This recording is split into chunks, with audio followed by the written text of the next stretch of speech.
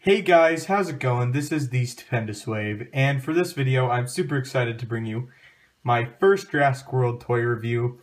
There should be some coming out later today or tomorrow, depending on when I get these videos edited and up. So anyway, enough with that, let's go ahead and get into this figure. Now this is the Stegoceratops, Hasbro's hybrid, of course, between a Triceratops and a Stegosaurus. This will not be in the film. A Hasbro representative said that they got permission from the people that actually worked on the film, Universal, and they allowed them to make their own hybrid, and they selected to make the Stegoceratops, which is what we have in front of us today. So let's go ahead and check out the packaging. Of course, it says up here, Jurassic World, very nice. We get the logo. On the right hand, kind of hiding behind the tail, we get the T-Rex. Very nicely detailed image. I really like it a lot. And we see Stegoceratops, 4 and up, bashing attack, and then we see, of course, the action feature right here. It says the Hasbro logo.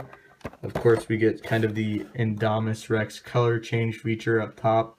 That's kind of what I assume. It goes from the regular blue and whitish color to more of a red color, which we see in the big boy Indominus Rex figure. Again, Stegoceratops Jurassic World logo. On the back, we get a nice image of the figure itself. We get a ferocious fight for survival up here. Stegoceratops. And then, of course, hybrid dino, which is very cool. It's stating, of course, it's a hybrid dino. Again, Stegoceratops again down there. The Jurassic World logo. Universal, Hasbro at the bottom right. And then on the other side, it says Stegoceratops once again with the Jurassic World logo. So now that we've looked at the packaging, of course the figure's displayed in the packaging right here. No bubble, as you can see, it's open, and it allows us to get a really good, nice look at the figure right away. So now that we've checked out the packaging, I'll come back right in a second and we'll look at the figure itself. Okay guys, welcome back. So now, as you guys can see, we have the figure out of the packaging, and first impressions, I'm quite impressed with this. Let's go ahead and talk about the sculpt on it. So let's go ahead and start off the tail. We start, of course, with the Stegosaurus tail, and there's no real paint detail on this part of the tail or this section of the tail.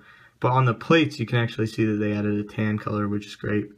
But yes, this is a movable piece. I don't know if I would really be counting this as articulation because it's more of the gimmick. But yeah, there we go. Again, there's more plates here.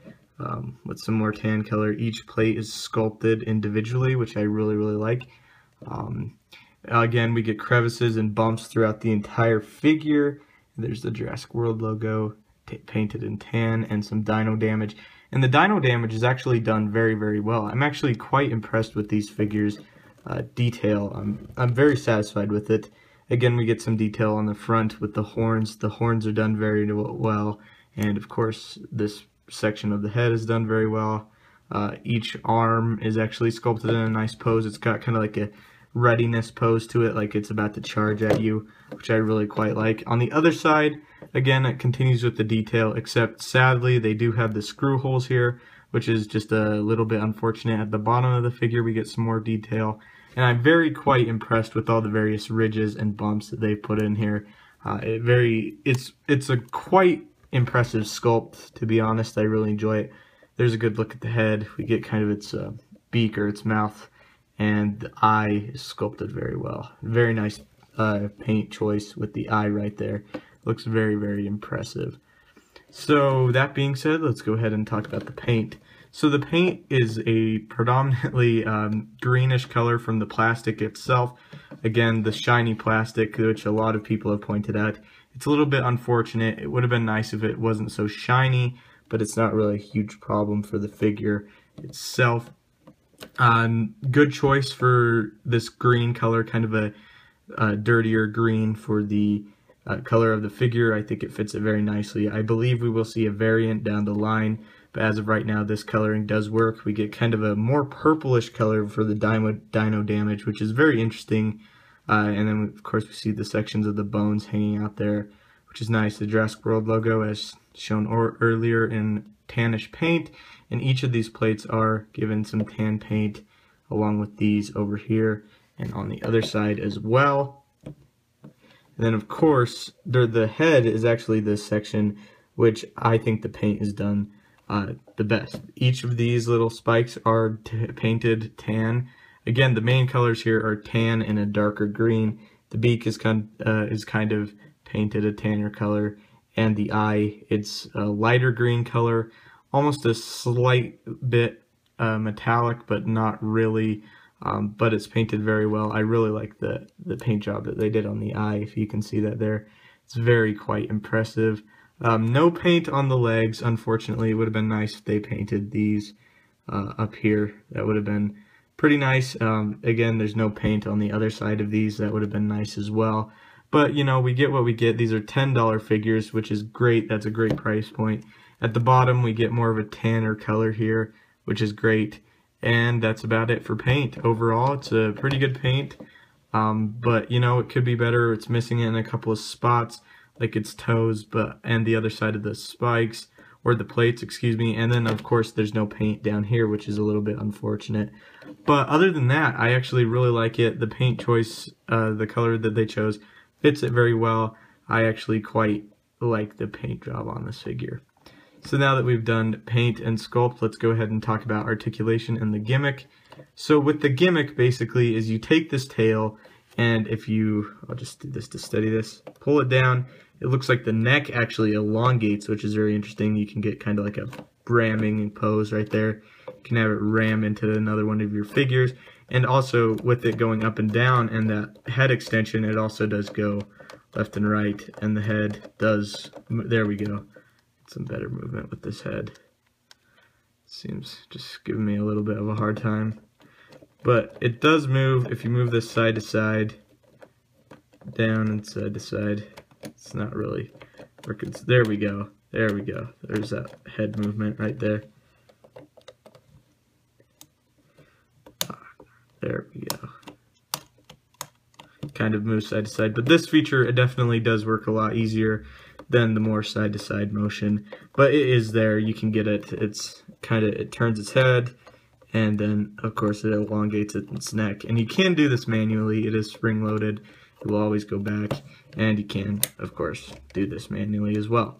Also, with the articulation, we get the legs, which move about that far backwards, this far forward.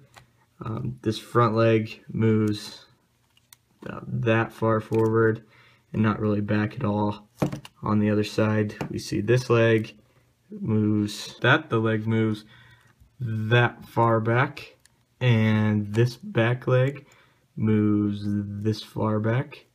So really, really good range of motion here, but really the main pose you're going to want this guy in is a charging pose, kind of a kneel down a little bit, or ready to strike. And I actually like this pose selection. It looks very good. Very quite happy with this figure, surprisingly, and this is actually my least favorite out of the bashers and biters that we've gotten so far. Again, we get some little paint there. That's a little bit of a paint issue, but not a big deal. Of course, this is for a $10 figure. This is very, very nice, and it's going to impress a lot of people. I think it's going to impress a lot of collectors. I think that they'll be very happy with it, and of course, the kids are going to like this little feature where it elongates its neck and it can move side to side. And I think overall it's very, very nice. Like I said, I think it may be the weakest out of the wave so far, but then again, this is the first one I've opened, so this one might actually turn out to be the best. But so far, just from what I've seen in the packaging and what I've held, this is probably the weakest, but still very impressive. A great buy in my opinion. So yes, overall, I would say definitely pick up this figure. It's not going to appear in the movie, so if you kind of only want the dinos that are good in the movie, I would recommend passing on this. But, I mean, it's a great figure. If you want to pick it up, I definitely recommend it. The play feature could, you know what, I actually quite like the play feature. It's kind of like a ramming, just a little bit. But yes, I love the idea of mixing a Triceratops and the Stegosaurus. I mean, two of the most iconic dinosaurs of all time mixed together just kind of makes sense. So now that we've done this, let's go ahead and do some size comparison. Now, the first thing that kind of shocked me about these figures is just that they're quite a bit smaller than you would expect. Here is the JP3 Spinosaurus. Here they are right next to each other. And as you can see, the Spinosaurus is actually a little bit larger than it, but as it should be. But these two figures fit very, very well with each other, in fact. I mean, if you have the JP3 toys, the scale works out. It looks really nice. There's the full body there, and then we'll just stick this guy right here for a size comparison. You can see that they're very, very similar. The heads look together. So if you have the JP3 figures, these guys are going to fit in there with that, and I really like that because I know a lot of collectors had problems with the JP3 figures, but myself personally, I actually never had a problem with them. I actually really enjoyed them. I realized that the Lost World figures and the first Jurassic Park figures are much better, but I still enjoy the JP3 figures, and overall, this is a fantastic figure as well. You should definitely get it. Thank you guys so much for watching. Don't forget to leave a like, subscribe. I've got other reviews, and have a great day.